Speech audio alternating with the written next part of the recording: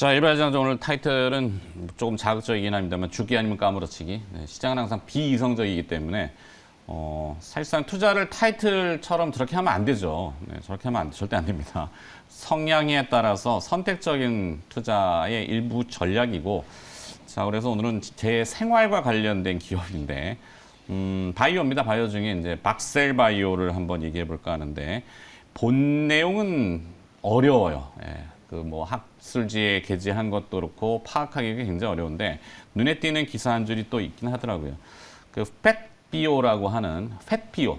이 발음이 좀 그런데 신조어는 아니고 정상적으로 돌리는 말은 아닙니다. 그러니까 팻이라고 하는 반려동물과 바이오를 섞은 제가 만든 그 용도인데 팻비오 시장 규모가 앞으로 이제 점점 더 커지죠. 2027년도에는 한 6조 원 규모대로 전망이 된다고 합니다. 저희 집에도 강아지 2마리 키웁니다.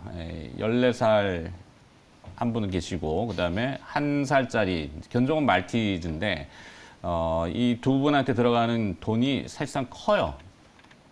애가 없기 때문에.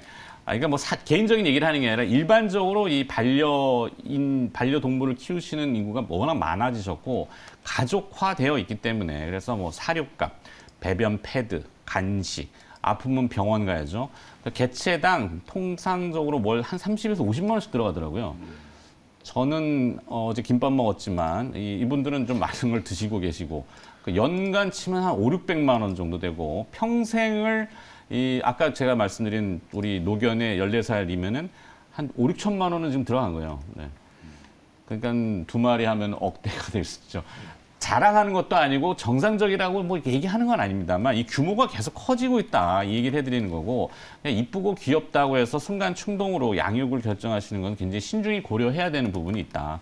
우리 집 강아지는 복슬 강아지는 아닙니다. 우리 집 강아지는 돈 먹는 복슬 강아지. 네, 이게 현실이고 그래서 팻비오 산업이 어마어마하게 커지고 있는데 실제 많이들 얘기는 잘 안 하죠. 근데 아마 주목이 좀 될 것 같습니다. 크게. 그래서 바이오 업체들이 기존에 사람을 대상으로 한 임상 실험 같은 것들은 굉장히 오랜 기간, 신약이 탄생하려면 보통 10년 이상이 걸리잖아요.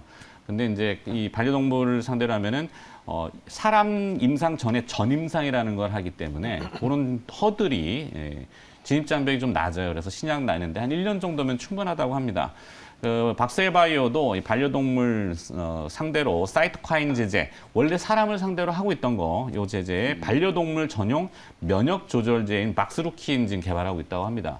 요것도 이제 내년 상용화돼서 매출을 일단 내야 되죠. 바이오 기업들의 최대 약점은 자본이 자꾸 지금 소요되는 거죠. 사람을 상대로 임상을 하면 어마어마한 자본들이 자꾸 들어가니까 그 전에 조금 수익을 낼 수 있는 사업을 이 팻비오라고 하는 사업으로 많이 전향하고 있다. 그래서 바이오 기업 중에 저런 기업들이 있을 거예요. 분명히 찾아보시면. 그래서 좀 눈여겨보실 필요가 있고 일단은 주가가 너무 많이 떨어졌어요. 네, 지금 보면은 박셀바이오도 10만 원대 주가 하던 게 지금 단기간에 3만 7천 원까지 내려와 있죠. 3분의 1 토막이죠. 물론 저 뒤로 올라가면 30만 원까지도 주가가 갔었는데 그럼 10분의 1 토막이잖아요. 사실 이 주가를 어떤 재료를 가지고 조금 진입했던 수급이 털지 못했던 것 같아요. 그러면 다시 한번 뭔가 기회를 도모하고 반등을 시도하지 않을까? 그걸 노리는 거죠. 그거를. 네. 될지 안 될지는 잘 모르겠지만 하여튼 이런 의미로 그냥 저의 아이디어니까 한번 생각은 좀 해보실 수 있다. 이 정도만 쭉 정리해놨습니다. 읽어보시면 되고 김영민 매니저의 생각은 어떨까요? 일단 주가가 기술적인 부분부터 먼저 조금 보면 정말 좀 지나치게 많이 빠졌다라는 생각은 좀 들거든요. 물론 많은 기업들의 주가가 저렇게 돼 있어요. 그렇죠. 박셀바이오뿐만 아니라 거의 모든 이제 제약바이오 기업들, 특히 이제 신약 개발하는 기업들의 주가가 다 이제 조금 밀렸는데 아까 이제 실적에 대한 부분을 얘기를 해주셨는데 저는 이게 좀 발상의 전환이 분명히 필요하다고 봐요. 삼성그룹도 얼마 전에 뭐 7조 5천억 정도 또 제약바이오 산업에 투자한다라는 얘기들을 했고 정부도 이제 미래 신주종 사업으로 제약바이오 얘기를 계속 하고 있는데 실제로 이런 신약 개발하는 기업들은 아까 말씀해 주셨던 것처럼 정말 짧아야 7년, 10년, 길면 15년 이상이 이제 걸리는 이제 과정이거든요. 네. 이 과정을 수행하기 위해서 중간중간에 계속해서 재무적인 어떤 자금 조달을 좀 해야 되고 실적이 나오는 걸 이제 기대할 수 없는 상황이거든요. 그러니까 현금 흐름 자체가 캐시플로우가 계속 이제 아웃되는 밖으로 계속 새 나가는 이제 구조이기 때문에 이걸 가지고 자꾸 이제 기업 가치를 평가하게 되면 사실 시작 자체를 못 못한다는 거죠. 맞아요. 그래서 우리나라는 만약에 이제 A라는 기업이 정말 뭐 글로벌로 이제 그 블록버스터가 될 수 있는 신약을 하나 개발했다라고 하면 거의 수십 개, 수백 개 기업이 5년, 10년 동안 공을 들인 거 이상의 부가가치를 만들어낼 수 있는 게 제약바이오 산업이거든요. 그래서 이게 문화적으로도 우리나라는 아무래도 이제 조금 더 이제 좀 보수적인 부분도 좀 있어서 그런 것 같긴 합니다만 네. 그런 이제 발상의 전환이 좀 필요하다. 빨리빨리 성과주의죠. 그렇죠. 뭔가 돈이 들어갔으면 또 네. 회수하려는 그 자본주들의 성향 때문에 맞습니다. 당장 투여하면은 뭐 매일같이 물어보죠. 네. 그게 뭐라도 나와야 되니까 항상 우리 제약 기업들이 개량 신약만 자꾸 하고 그렇지. 바이오 시밀로 쪽은 그래도 나름대로 이제 성과를 좀 내는데 네. 그야말로 이제 바이오 신약이라든지 이런 차세대 이제 면역 항암제라든지 이런 쪽은 투자도 많이 안 될 뿐더러 관련된 기업들의 이제 주가도 워낙 안 좋거든요. 네. 뭐 박셀바이오도 마찬가지로 지금 오늘 이제 펫비오에 대한 이제 새로운 접근을 좀 해주셨지만 사실 박셀바이오는 이제 면역 치료제 원래 이제 개발하는 기업, 면역 치료제와 관련된 NK 이제 기술을 가지고 있는 기업 중에 하나고. NK. 네, 요 회사 중에 이제 요 회사가 또 갖고 있는 파이프라인을 오늘 아침에 제가 보니까 뭐 임상 진행하고 있는 거 특히 이제 진행성 간암에 대한 거, 네네네. 임상 이상에 대한 이제 긍정적인 결과도 좀 기대가 되고 또 11월 달에 어찌 보면 이제 미국의 이제 면역 암 학회가 있잖아요. SITC가 또 예정이 좀 되어 있는 상황이기 때문에 뭐 그런 그러네. 부분들과 또 좀 맞닿아 매칭이 있는 되면, 종목들 네, 볼 수 있는 상황이라고 보여지거든요. 그래서 박셀바이오도 마찬가지고 그다음에 이제 네오이뮨텍 같은 이런 종목들도 뭐 같은 결의 신약을 이제 개발하는 기업이라고 생각하시면 될 것 같고 그다음에 이제 한때 조금 이제 최근에 조금 화려했던 종목이 ST큐브 네. 요 기업도 결국 이제 면역 치료제와 관련된 이제 이슈가 부각이 되면서 지금도 뭐 ST큐브 주가는 뭐 다른 제약 바이오 종목들하고는 완전히 좀 차별화되는 흐름이 좀 나타나고 있는 상태고 그다음에 또 NK맥스라는 기업도 있어요. 이 회사도 참 내용이 정말 좋은데 주가는 뭐 박셀바이오하고 마찬가지로 거의 지금 52주 신저가 자리까지 좀 주저앉아 있는 상황이기 때문에 이런 이제 면역 치료제와 관련된 파이프라인을 연구 개발하고 있는 기업들을 뭐 11월 면역 항암 학회 이전까지 조금 관심을 좀 가져보는 전략을 저는 제시를 좀 해드려보고 싶고요. 뭐 요 종목들 중에서 픽을 한번 해본다면 네오이뮨텍을 네오이뮨텍. 한번 픽을 해드려 보도록 하겠습니다. 좋습니다. 자, 정경민 차장은 네. 몇 번 얘기했지만 바이오 뭐 오늘까지만 쓰도록 하죠. 네, 빈집털이. 네.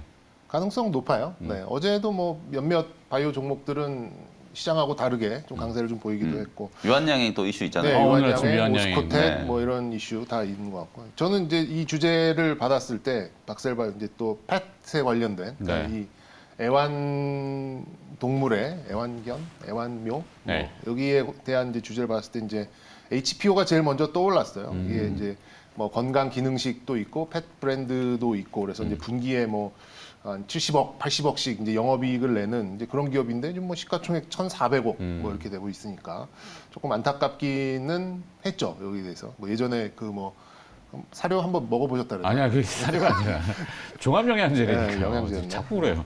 아니 받은 건데 제가 먹었더니 종합영양제인데 그 HPO에서 만드는 거더라고요. 덴프스. 네, 그 인기라고 예, 예. 하더라고요. 그리고 자꾸 정규민 차장이 사료라 그래가지고 제가 그 사료도 있고 이제 아예 다른 제품이죠. 예. 네. 근데 제가 좀 몰고 갔던 건데. 아니 뭐 같이 먹을 수 있어요. 예, 이게 이제 가장 먼저 좀 떠올랐는데 저는 이제 좀 시각을 조금 확장을 해서 뭐 저는 이제 계속 그 단기적인 반등은 성장률의 제일 끝단에 있는 쪽에서 좀 세게 나올 것 같아요. 이게 네. 연속성은 크게 떨어질지언정 한 방 치는 힘은 좀 강하게 나오지 않을까. 그래서 이따가도 전략 시간에 이제 뭐 게임 얘기를 조금 이제 덧붙이기로 하겠고요. 그리고 이제 이 여러분들께서 이제 보신 게 과연 얼마까 어디까지 빠질 것이냐. 그러니까 이 피벗 포인트에 대해서의 집착이 굉장히 심한 것 같아요. 이제 이게 아무래도 잔상이죠. 과거에 이제 우리 코로나 때 엄청나게 빠졌다가 이게 V자 반등이 나왔기 때문에 이 V자 반등의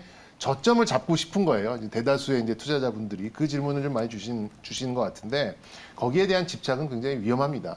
얼만큼 어느 정도 빠질지를 그 누구도 알 수는 없어요. 그래서 이제 어느 시점에서 이제 횡보가 나오느냐, 우리가 신뢰할 수 있는 횡보가 나오느냐 그 시점을 잡아야지만 그때부터 좀 계산이 설 것 같고 지금은 말 그대로 그냥 안도에 그냥 좀 일일 반등 이게 뭐 다음 주라 그래서 이게 더 올라갈지 아니면 다시 밑으로 갈지는 알 수 없는 부분인데 그래도 좀 약간의 이제 안도의 기간을 가질 수 있다라는 이제 그런 부분이다 보니까 이 새로운 환경에 좀 적응을 하셔야 될 것 같다. 너무 과거의 잔상에 이렇게 좀 휩쓸리지 말라 이런 말씀을 꼭 좀 말씀드리고 싶고요. 그걸 위해서는 제가 이제 소위 말하는 속된 말로 이 바닥에 20년 정도 있었는데 네. 무조건 정책적인 뭔가가 있어야 돼요. 그래야지만 우리가 신뢰할 수 있는 저점 구간이 나옵니다. 근데 지금 이제 계속 만지작만 거리고 있어요. 근데 네.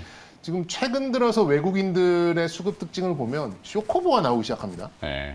아무래도 공매도에 대해서 조금 뭔가 정책적인 변화, 정책적인 시행을 좀 감지를 한 것 같아요. 네. 그래서 어제 뉴욕 증시 급반등의 이유도 아까 말씀드린 자사주 매입도 그렇죠. 있지만 쇼커버. 공매도의 쇼커버 네.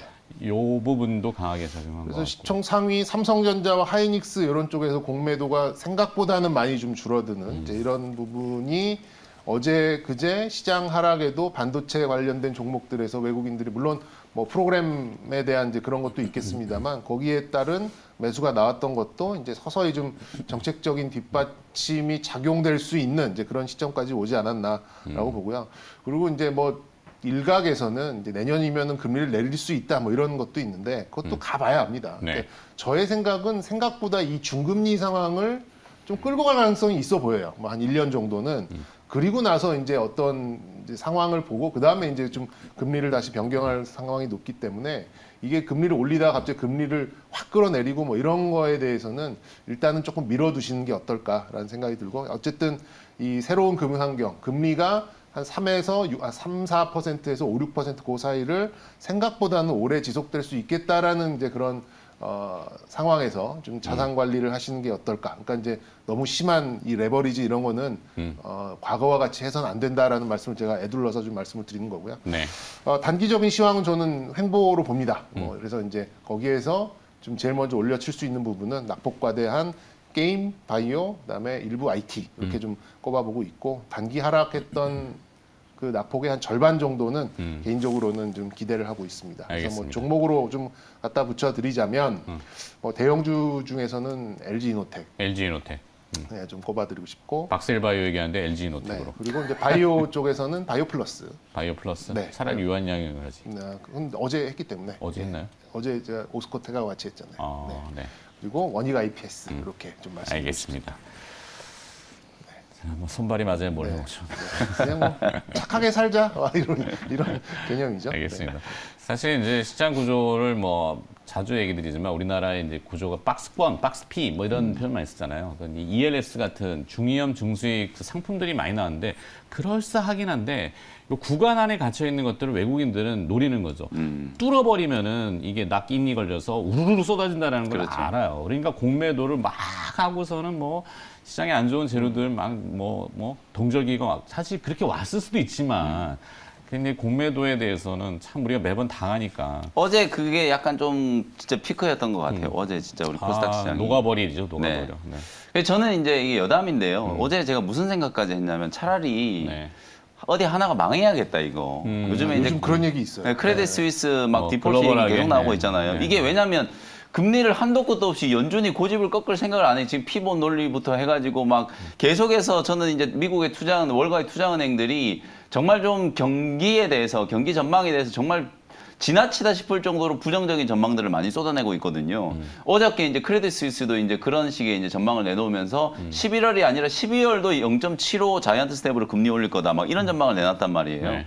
그러니까 뭐 어디 하나가 이게 무너져야 사실 우리가 2008년 금융위기 때도 그랬고 유럽 재정위기 때도 그랬고 어디가 무너져야 이제 정부나 중앙은행이 완화적인 어떤 제스처를 취하기가 가장 좀 좋은 상황이기 때문에 네. 이 금리를 너무 공격적으로 올리는 이 트렌드를 좀 꺾기 위해서는 뭔가 지금 딱 눈에 보이는 문제가 일어나야 된다. 희생양이 하나. 네, 그런 얘기를 그런 생각이 들 정도로 지금 시장 상황이 좀 암울했거든요. 결국엔 시간이 지나면은 뭐 나오겠죠. 그래서 이제 그런 부분들을 어저께 어쨌든 미국 시장에서 이제 최악의 상황으로 가기 전에 정말 이제 깔딱깔딱 할 때 쇼크오버 들어오고 자사주 매입 얘기 나오고 어쨌든 물가가 이제는 진짜 정점이다. 네. 뭐 이런 얘기까지 하면서 이제 바닥을 조금 쳤기 때문에 뭐 오늘 우리 증시도 그 정도의 좀 분위기 반전을 좀 기대한다라는 측면으로 그래요. 네. 하여튼 뭐 많이 떨어져 있는 주가를 가지고 이제 얘기 좀 해보는데 바이오 쪽이었고 오늘은 박셀바이오를 좀 뭐 선택적으로 들여다봤는데 일단 참고하시는 정도로 그다음에 두 분이 붙여주신 그런 내용들을 확장하는 정도로